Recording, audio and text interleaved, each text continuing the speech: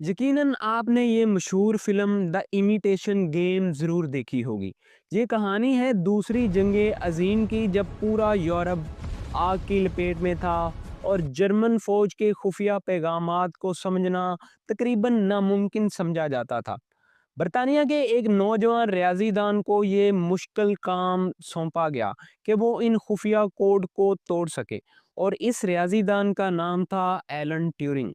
लोग समझते थे कि इन खुफिया कोड्स को तोड़ने के लिए मजीद इंसानों की ज़रूरत है, लेकिन एलन ट्यूरिंग का ख्याल इसके बरक्स था।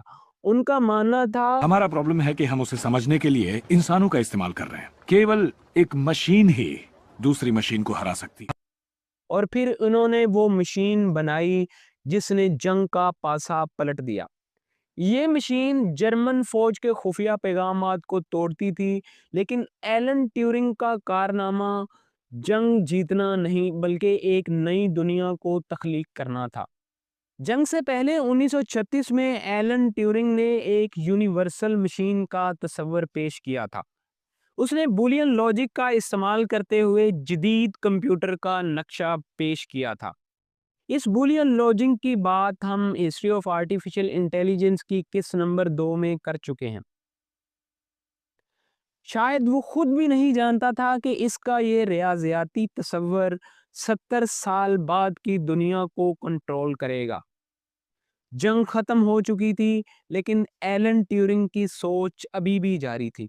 1950 में इसने एक ऐसा सवाल उठाया जिसने साइंस और फलसफे को हिलाकर रख दिया। क्या ज़हानत सिर्फ इंसान की ही मलकियत है, या फिर मशीन भी इसका दावा कर सकती है? एलन ट्यूरिंग जानता था कि इंसानी शऊर और सोच को मापने का पैमाना कोई भी नहीं है, लेकिन इसने फिर भी एक तस्वर पेश किया जिसे आज हम ट्यूरिंग टेस्ट कहते हैं। खेल बिल्कुल सादा था।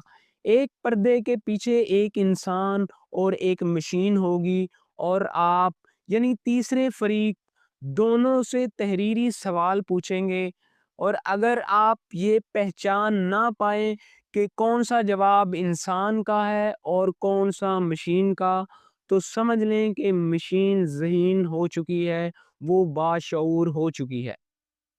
70 साल तक ये टेस्ट ना सिर्फ फ़लसफ़ा बल्कि एक ख्वाब रहा, और फिर दौर आया चैट जीपीटी का। ट्यूरिंग का ये ख्वाब एक हकीकत बन चुका है। आज अक्सर ये इंसान फ़र्क करने में नाकाम है कि स्क्रीन के दूसरी तरफ कोई इंसानी दिल